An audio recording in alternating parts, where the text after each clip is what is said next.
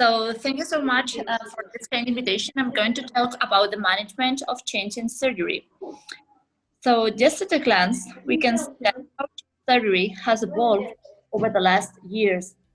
Thanks to some techniques like minimal invasive techniques with laparoscopic techniques, robotic techniques, NOTES, we are using now cell transfer therapy. We cannot forget about the impact in our clinical practice of safety protocols like safety checklist or to decrease surgical site infection, and of course the rehabilitation and ERAS protocols. But change in surgery is really challenging.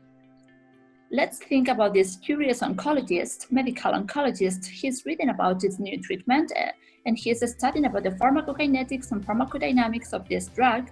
And a few days later, he can feel very proud and happy because he is now offering this new treatment for his patients. But it's very different when we are talking about new surgical techniques and new devices. And we have a first problem, which is not only the learning curve, but also the standardization. Sometimes it's difficult to export a technique from the pioneer center to another centers with the same results. And for example, in the case of PIPAC, you have to use new devices that you have never seen before, and you have to be not only trained, but also certified to can do this procedure. Because believe me, if you are going to implement one of these techniques in your center just by reading a paper, you will be not only frustrated, but it can be really dangerous for your patients.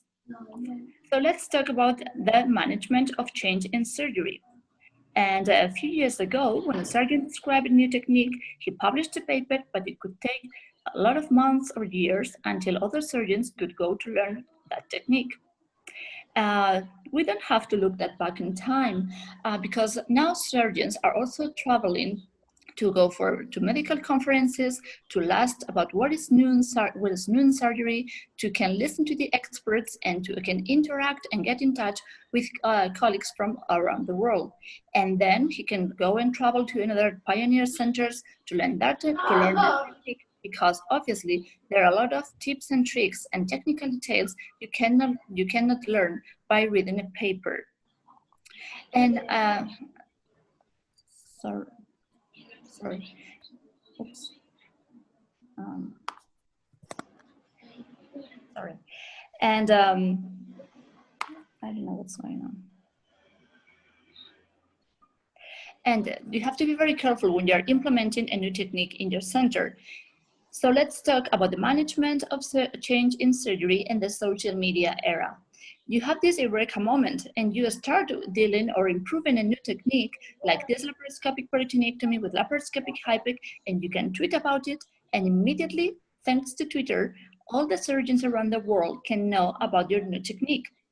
But it doesn't mean that you have to test your results and you have to bring your evidence and your data. And I do recommend you to publish your results on Twitter, because this paper, this randomized control trial has demonstrated that tweeting your results increases significantly your article citation. So it's a very interesting tool about the social media. But you no longer have to travel to medical conferences to get in touch with the experts. You have Twitter communities and you can get in touch with the experts and learn from them in real time. And you can know when is the next course to be trained in a technique. But oops, I'm sorry, I've said I'm going to talk about the social media area. You no longer have to travel to learn and to be trained in a new technique. We are doing now, we're preparing our virtual training courses for PIPAC technique. You have educational channels like AIS channel that is not only to see a video of a step-by-step technique.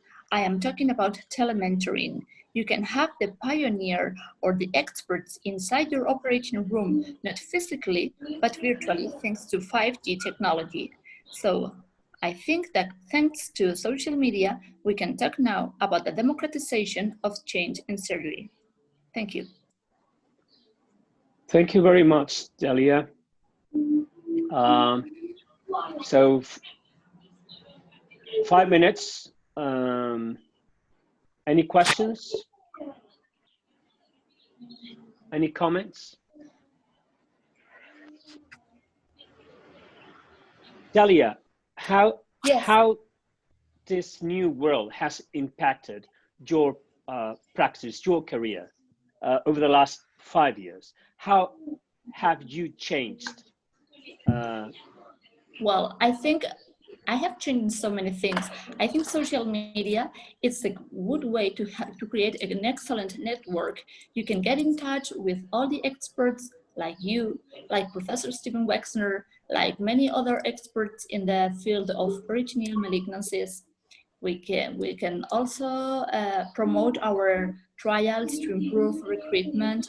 We can promote our publications. We can promote our techniques. And thanks to that, we have established an incredible network, and now we are preparing trials, we are publishing together, and I think social media now, it's even going one step further, and as we have said, we have discovered, thanks to Corona, that we no longer have to travel. We have so many options, not only to listen, to learn the experts, but also to be trained.